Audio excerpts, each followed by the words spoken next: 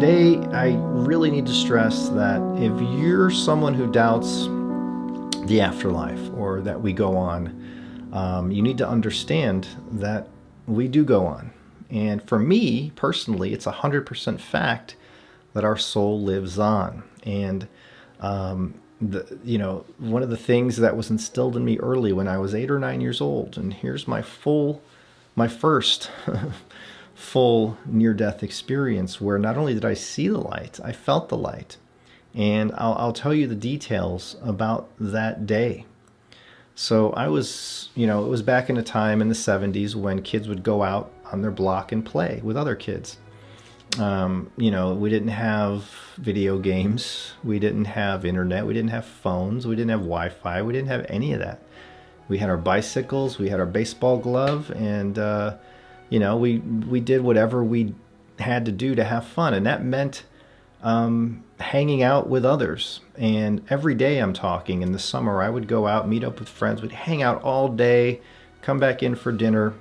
Some of you will know what I'm talking about if you're old enough to remember those kind of days.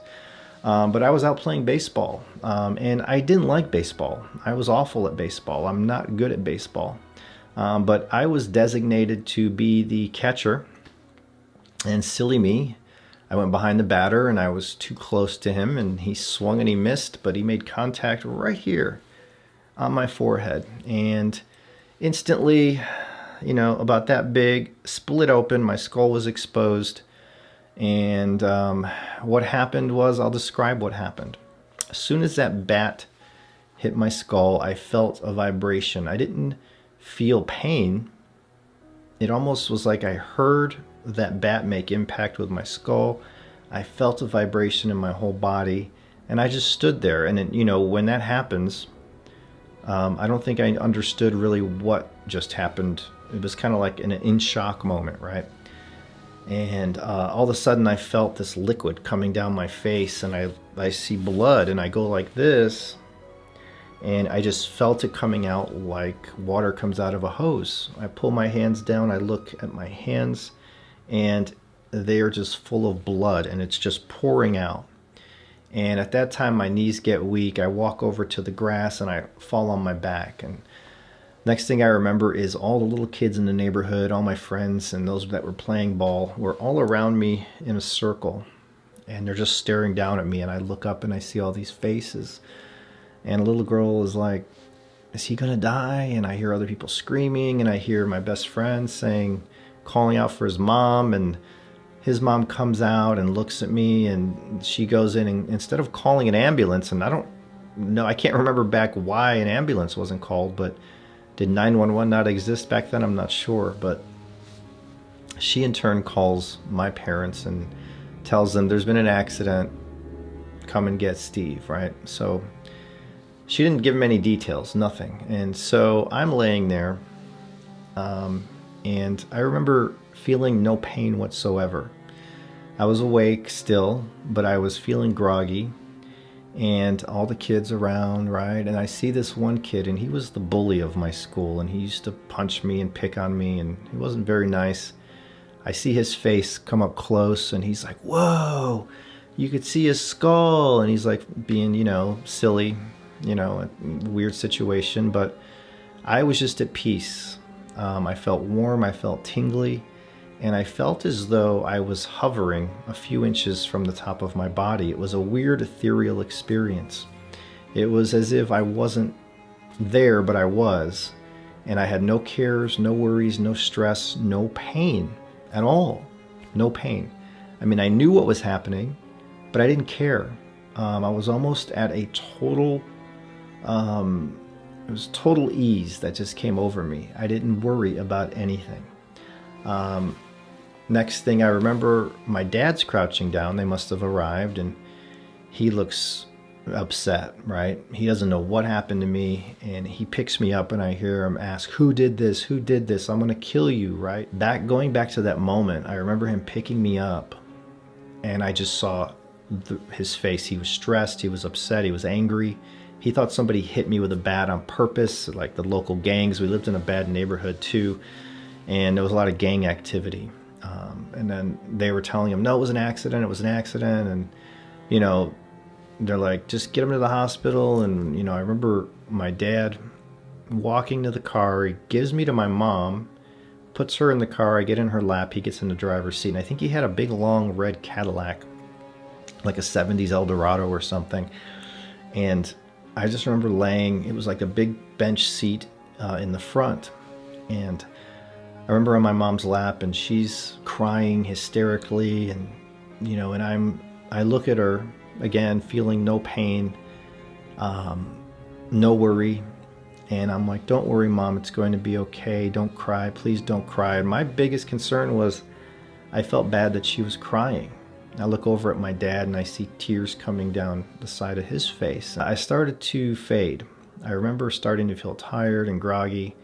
And as I was feeling that, I remember feeling this just warmth, this love, this energy, like it was cradling me. And my mom was cradling me, but this was like a layer of energy that was cradling me. And again, I was telling her, don't cry, and I would start to doze, and she'd smack me.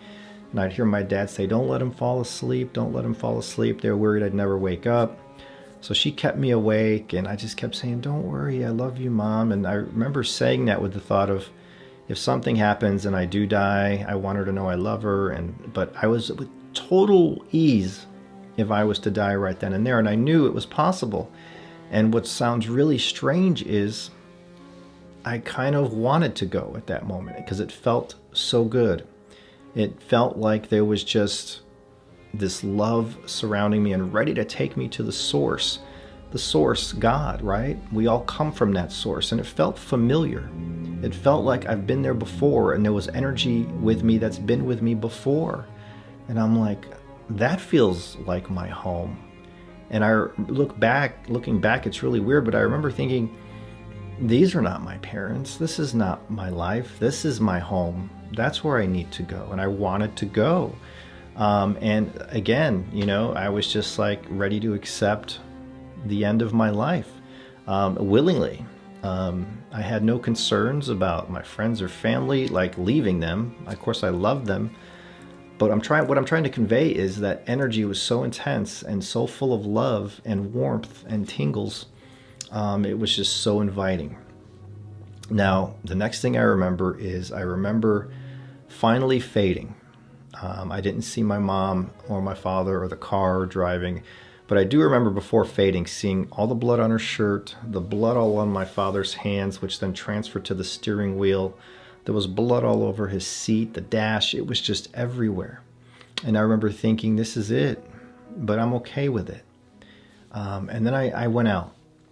And the next thing I remember is seeing this white, warm light with kind of golden hues within it, like golden sparks almost, like I can't even put it into words, but it was this warm, white, thick light, and I was almost like floating into it. And these golden like sparks would come and hit me, and I would just feel like love and like a tingle of love. And it was almost like I was coming out of my body and going and transferring from my body into this wall or ball of light. And I just somehow knew, it was like instinct, right? It was like bred into my soul. I knew that this was home. This was where we originate from, and this is where we go back to. It was just a knowing. And I wanted to go. I was ready. I was like, this is it. Let's go. And the next thing I remember, it was like a bolt, like a jolt, like something jolted me up, and all of a sudden I can see again. And I saw this doctor in my face. He was sweaty. He looked all stressed. And I see this big needle coming in, and he was sewing up the wound.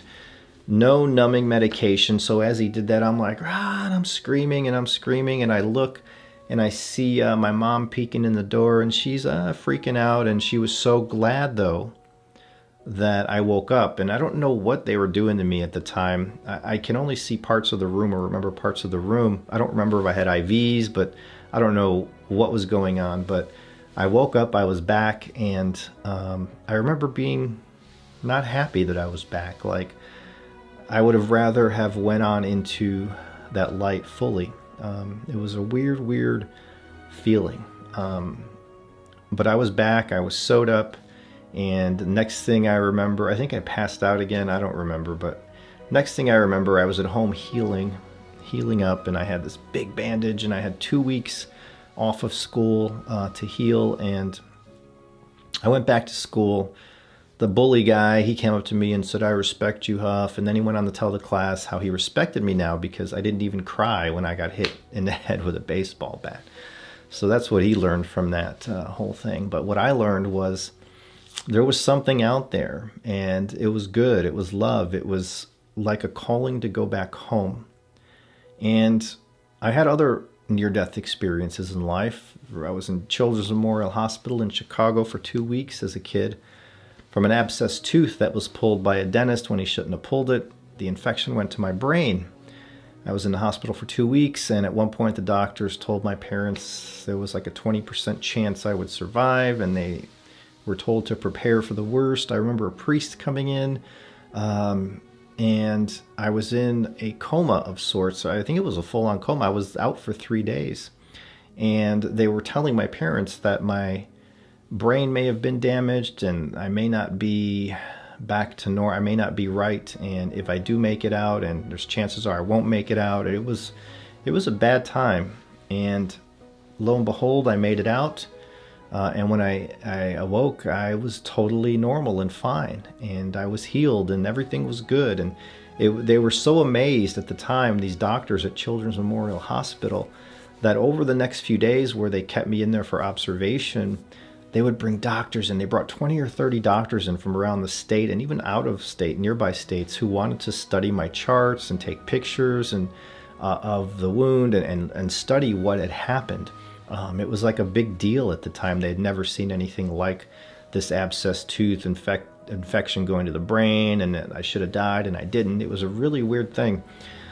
So I had that experience, and those were just like a year or two apart. And, each one of those experiences taught me a little bit at the time that, there is something. And I was fascinated with the afterlife, with spirits, with ghosts. I've said it before, but I would rent books at the library about ghosts and supernatural things. And I was always involved, and I was always had this draw, right, to the afterlife and finding answers. And same way today, right? So now that today I'm doing what I do, and I take all that evidence that I get now and I combine it with what happened to me personally, how could I not believe in an afterlife, right? There's no way that we just die and that the lights just turned off. I know this for a fact. And I feel because I know this for a fact, I know it just as much as I know there's a ring on my finger. That's how much I know it. So how could I not believe in an afterlife? Right? Exactly. So that belief I have, I feel it helps my communication. I feel it helps my spirituality. I feel it takes away stress from life, worry from life. I feel it helps me in life in many ways. It creates a kinder me. It creates a me who doesn't worry about anything. Again, I do worry at times. There's things in life that just worry you, but then you find a solution, as we talked about in part 1. And staying positive, keeping out negativity, keeping out fear, and then now truly believing that our soul is within us, and that soul is energy, and that soul goes on. See, we're just living in a vessel right now. We're living in a housing that holds that soul, that white light energy. And when that leaves our body, it goes on to finish the soul's journey, or should I say, start the soul's journey. When I was going into that light and seeing that light and wanting that light, it almost felt like a birth, right? It felt like being born, and that I wanted to go in to that light. That's what it felt like. It felt like a birth, like a renewal, like my soul was continuing the journey. So death should not be seen as something tragic. When a loved one dies of old age or can't, when our loved ones, we're all going to die.